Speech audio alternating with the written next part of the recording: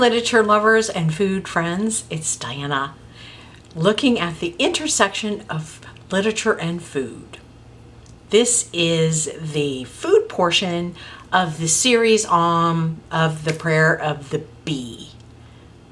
I'm choosing honey as the food, and I'm going to make a Russian honey cake. I only know it exists because there is a coffee shop in the town where I grew up, of Lafayette, that has a Russian honey cake, and I tried it there and it is so good. So that's what popped into my head, like, oh, an opportunity to make a Russian honey cake, a cake that I've never made before that I know is delicious. And the recipe that I chose comes from All Recipes, and I'll put the link in the description. And it's a little intimidating. Okay, it's a lot intimidating. And one of the things is the amount of time it takes. The other one also said it's like 9 hours. But when I look at the breakdown, 8 of those hours are cooling. So, I can do that. So the other thing that's interesting about this cake, or different, and that I've never done before, is that I'm going to be baking a little at a time. Like each layer is spread on a piece of parchment or on a silicone mat. So I'm going to be cutting out pieces of parchment in a minute. Here's my honey. I wanted to use honey that a friend of mine gave me from her husband's bees, but I ate all that honey. So I had to get this honey. From reading the recipe, which is by Chef John. Chef John, in what I'm looking at, does not have a last name. But thank you, Chef John, for sharing. There are 3 parts: burnt honey, the cake, and the frosting. Now, the burnt honey is actually an ingredient in the cake and the frosting, but it has to be done by itself. So that's going to be the first thing I do after I finish setting up. I cut my parchment, I got my ingredients and most of the tools that I need, but I want to read through it again. The honey is boiling and smelling fantastic, on the way to being burnt, which doesn't sound like it's really burnt. It's supposed to be dark and smell good, which it already smells good. The next thing, in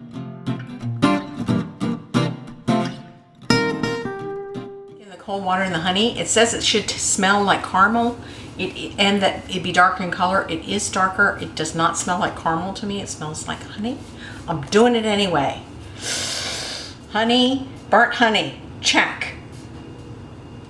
I mean, I did it. I'm hoping it's right. It smells good. It looks darker. It's an ingredient. What my honey butter sugar mixture looks like. Honey butter sugar mixture. I stirred it. It doesn't say to stir it. It says let it sit, but nothing was happening. So I didn't let it sit.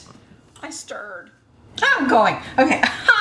I'm on my 3rd egg, and so far it looks good. I haven't cooked any of them in the warmed honey sugar butter mixture, which is a plus because I was a little worried about that. I am glad I elected to whip the icing whipped cream with a electric mixer, because this whisking is already hurting my shoulder, and I am short, so cabinets are already tall for me, and I find myself doing this, whisking like that. This is not good. Very bad for my shoulder. I'm trying to be mindful of how I place my body. So good. I am thinking about the ardent life of the bee and the bee's prayer as I do this, because all sorts of things about life are coming into my head. I'm like, well, I want to live an ardent life like the bee. Live enthusiastically and passionately. Sometimes passion does not equal feeling good and happy. Sometimes passion equals feeling sad and crappy. When the batter is all finished, and it sounds like it's going to be a loose batter, almost like a pancake batter, is to spread around about an 8-inch round on the Silpat and cook it, and then take the Silpat. And anyway, eventually it ends up on a piece of parchment paper, and I don't understand why.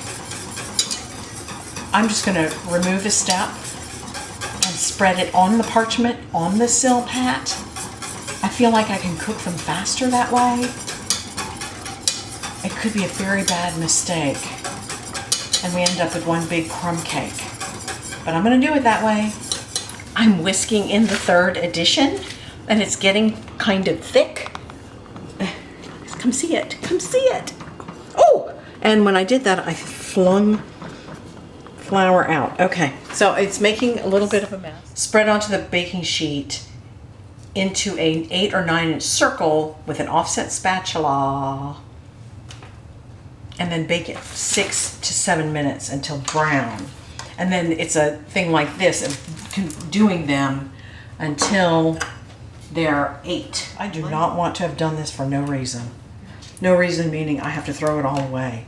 Because if I do, I am not doing it again. This does take a lot of time, even though it says the majority time is cooling time. This part is long too, because I don't know what I'm doing. Around, let me find the round, there it is. So here it is out of the oven.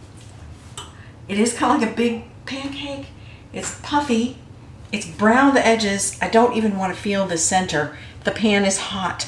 I'm going to put it on a cooling rack and put the next one in the oven. It's looking good, I think. It took quite the while, but I've got all the layers cooked, and there's a crumb coat too, which is the end of the batter cooked and then broken into pieces and toasted. I'm toasting that. The layers are cooling. It's time to do the whipped cream. I'm also very tired of making cake. Final stage, assembling the cake. Actually, maybe the final stage is eating the cake. But I did my frosting, which is whipped cream. Ooh, it's gonna fall out. So I'm gonna do the cake now. The assemblage, and the frosting, and the layering, but not the eating. It has to cool overnight. The final layer is on. It's leaning. I am going to ice the sides. Maybe I'll put it in the refrigerator first. It is certainly not perfect. I can hear that some of the edges are too crispy, like they got a little dried out. But at the same time, having never done a cake like this at all, I am encouraged, and I would be brave enough to do it again, or to do other cakes that are made with this method of the layers. My first layers are the worst ones. So I've improved. All right, I'm gonna show you the cake, and then at some point I'm gonna put it in the refrigerator and then maybe finish frosting it after, because it's plooping too much. It's giant, like a big old stack. Look at next to my head.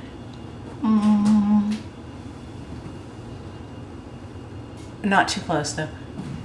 It's like a big old stack of pancakes. The cake is done. It's cooled overnight and sat overnight. It didn't take long.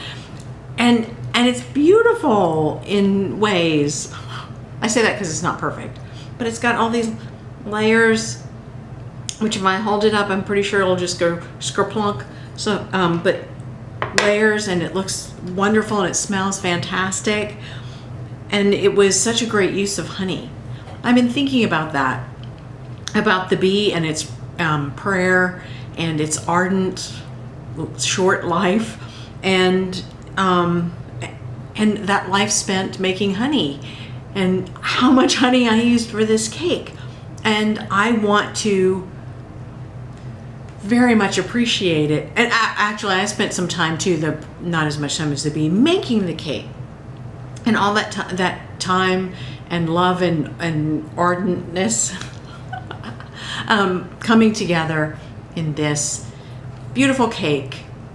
I am very grateful to the bee, grateful to the opportunity to be able to think about it after reading that poem. And I can't wait to revisit the poem with the idea of, as I use my fork, revisit the poem and consider how the idea of honey works in it. Thank y'all so much for joining me. If you enjoyed this, like, subscribe, share, comment.